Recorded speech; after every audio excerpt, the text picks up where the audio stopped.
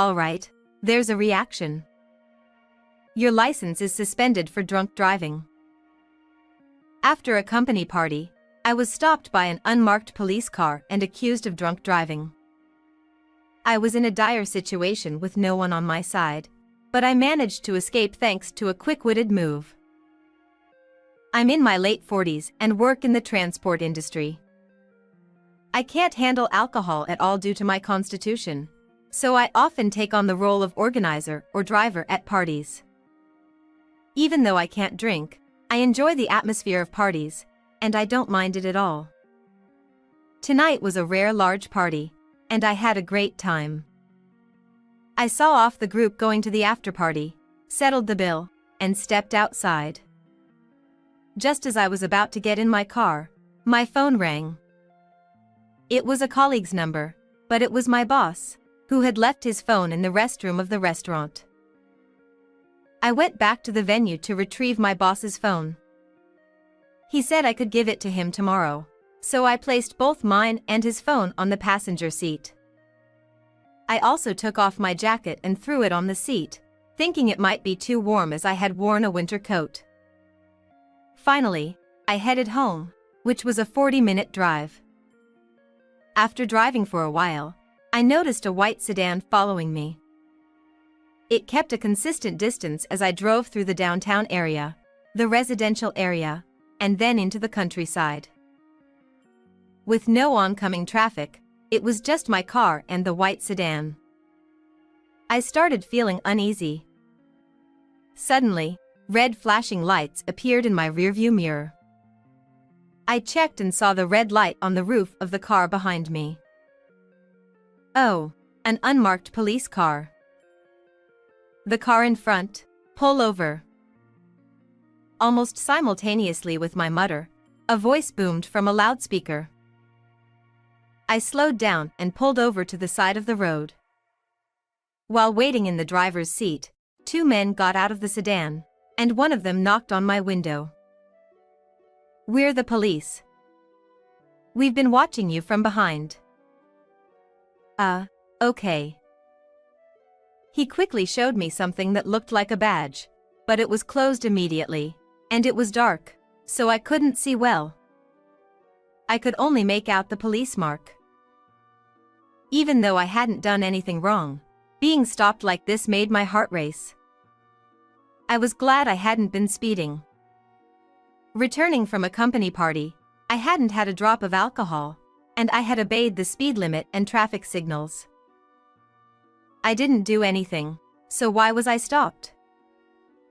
I asked, confused, and one of the officers replied, "People who are drunk driving often try to act innocent. We clearly saw you coming out of a bar." "Yes, I am coming back from a party, but I haven't had a single drink." Sure, that's what all drunk drivers say.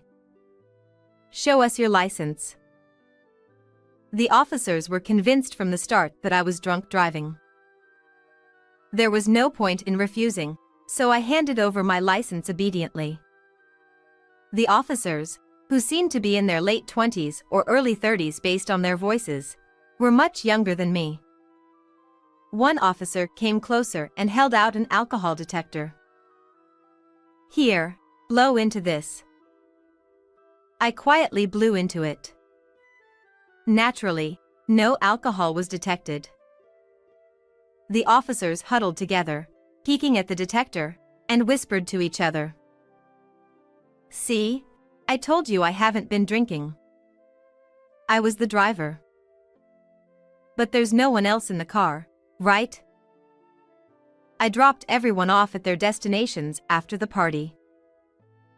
Even as I explained, the officers seemed skeptical. "Oh, really? Let's redo the test." "Why?" "It didn't react just now. The alcohol detector seems to be malfunctioning. Please blow into it again." No matter how many times we do it, the result will be the same. For some reason, they persistently demanded a retest, so I reluctantly agreed. Casually glancing at the other officer, I saw something unbelievable happening behind him. The officer was wiping the breathalyzer with a disinfectant. Breathalyzers aren't cleaned with alcohol-based disinfectants because the alcohol in the disinfectant will trigger a false positive reading. Huh? Something's off about these officers. I thought to myself and quickly came up with a plan. Excuse me, can I blow my nose first? Pretending to grab a tissue, I reached into the passenger seat and felt around for my phone, operating it discreetly to avoid detection by the officers. Somehow, I managed to press the record button. Sorry for the wait. Here's the tissue. I pulled out a tissue from the dashboard and pretended to blow my nose. All right, blow into this. Okay. With a bad feeling, I blew into it again. They quickly took it away, not showing me the result. Due to the alcohol from the disinfectant, it seemed to react slightly this time. The officers nodded to each other. All right, your license is suspended for drunk driving. One of the officers said cheerfully. I told you, I haven't been drinking at all. If it reacted just now, it's because of the alcohol in the disinfectant. When I pointed this out, the officers got angry and dropped their polite tone. We're the police and we're confirming it. Are you defying us? He said menacingly. No, I'm not. Then please test me again. I haven't had any alcohol. The test showed positive. You were drunk driving. One of the officers said high-handedly, talking over me. But I didn't back down. And for drunk driving, the suspension is odd, right? Shouldn't it be license cancellation? Stop babbling. Just pay the fine. It's $5,000.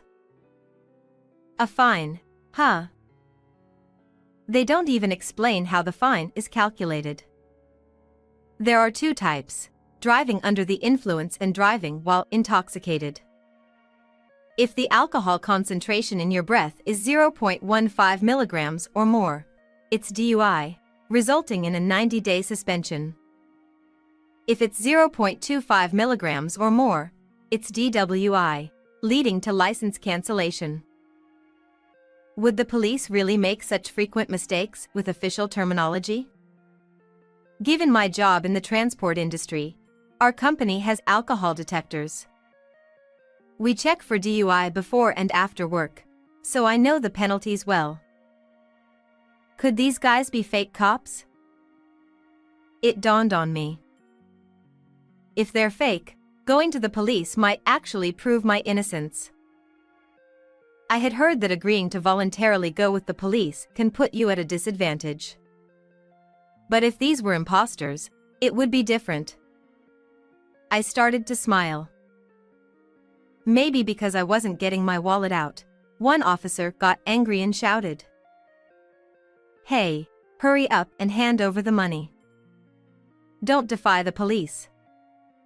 You'll be arrested for obstruction of justice. All right, let's go. To the police station.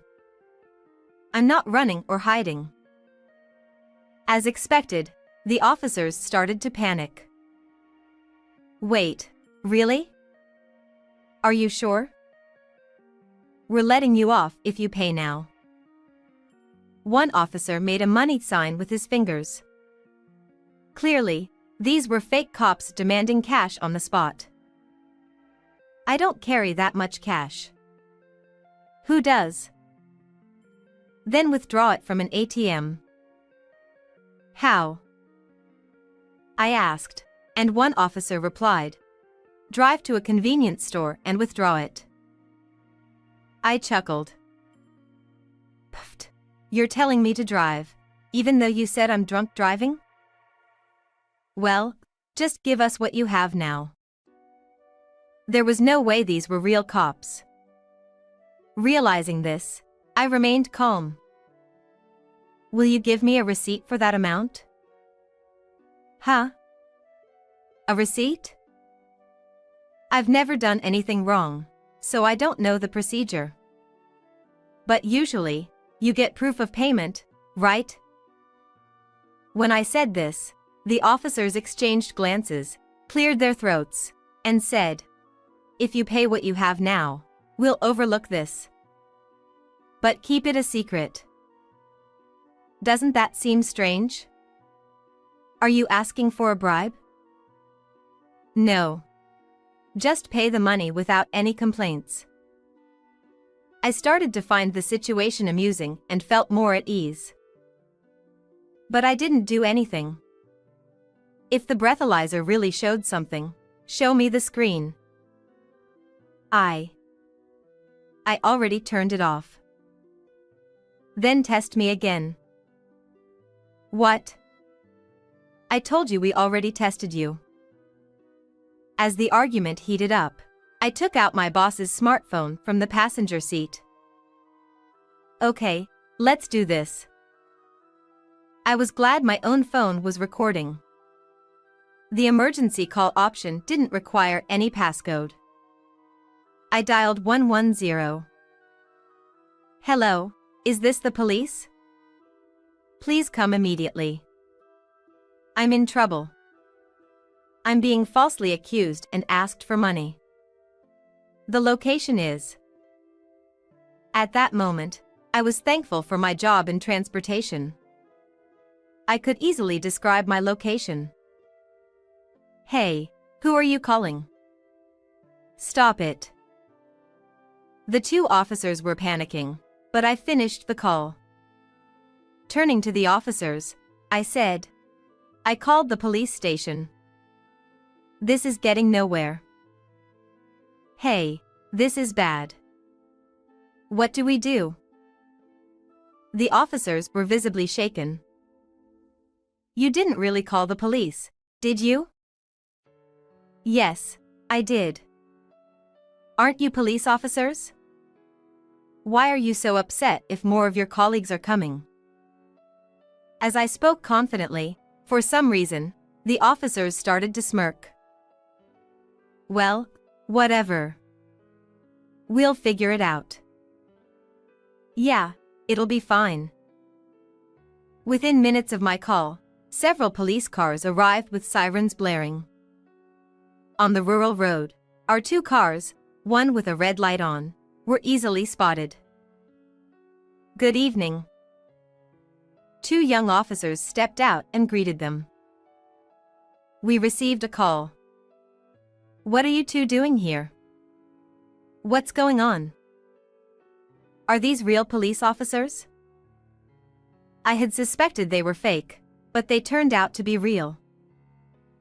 Of course. We showed you our badges earlier. As I stood there stunned, the young officers grew bolder.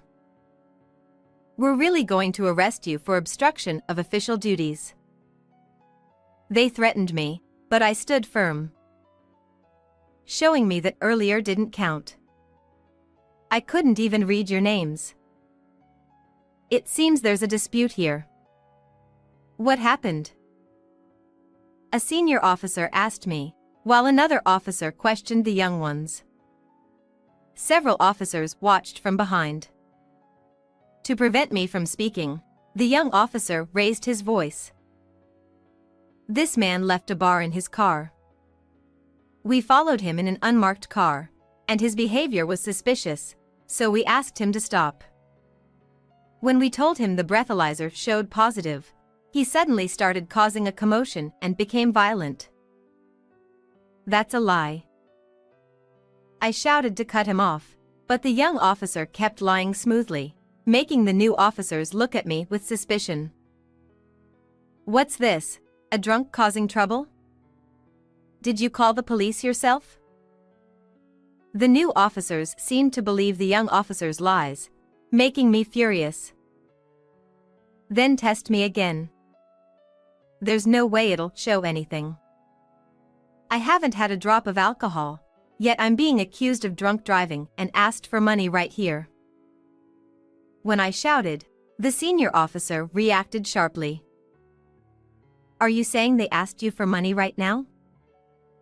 When the senior officer asked, I responded firmly. "That's right." They initially demanded $5,000.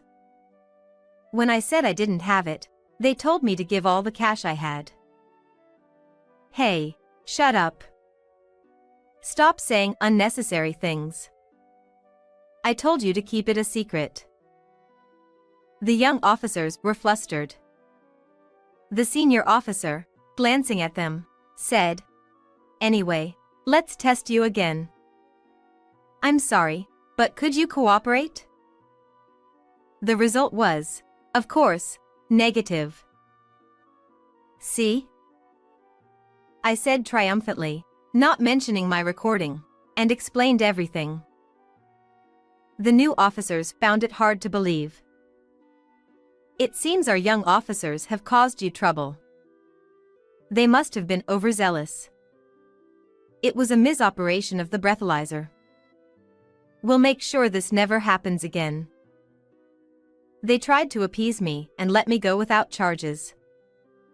The young officers remained sullen and silent. I was far from satisfied. I almost became a criminal for drunk driving because of these two officers. I demand an apology. Saying that, I took out my phone, which had been recording the whole time. The image wasn't clear, but the audio was. When they heard the recording, all the officers turned pale. "You secretly recorded us? That's dirty."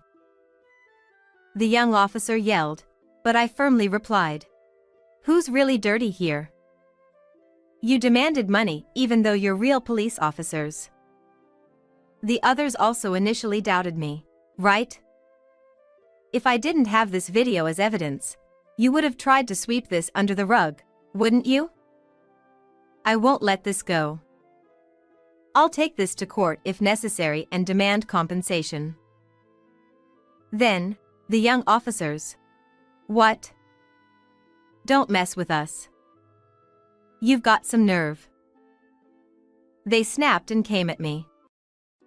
In the next moment, several officers restrained them and covered their mouths. "We are truly sorry for this incident. We'll contact you later." Their attitude changed drastically. The senior officer bowed deeply and said, "We'd like to hear more details later. We'll certainly come to apologize. Please keep this confidential." The other officers also apologized in unison. "We're very sorry." I was surprised at their change in attitude but replied, "All right. I expect a sincere response." The senior officer quickly ordered, "Let's go. Follow us in your car." The young officers, cowed by the senior officers, were ushered into the back of a patrol car. Another officer drove the unmarked car, leaving me alone on the dark rural road. Later, their direct supervisor and the deputy chief visited my house to apologize. "Please keep this confidential." They handed me a substantial amount of money. I won't disclose the amount, but it was enough. I learned that the young officers who initially approached me both had fathers who were high-ranking police officials, often covering up their misconduct. They had been exploiting their authority, accusing people of drunk driving to extort money. Thanks to my recording, they couldn't cover it up this time, and the young officers were dismissed for damaging public trust. The incident was resolved, but it became a legendary story at company gatherings. Had my boss not left his phone, I might have returned home earlier and avoided the incident. But it was because his phone was in the passenger seat that I could record and call for help. In any case, I never want to be involved in something like this again. How did you like this story? Don't forget to subscribe to the channel. See you in the next video.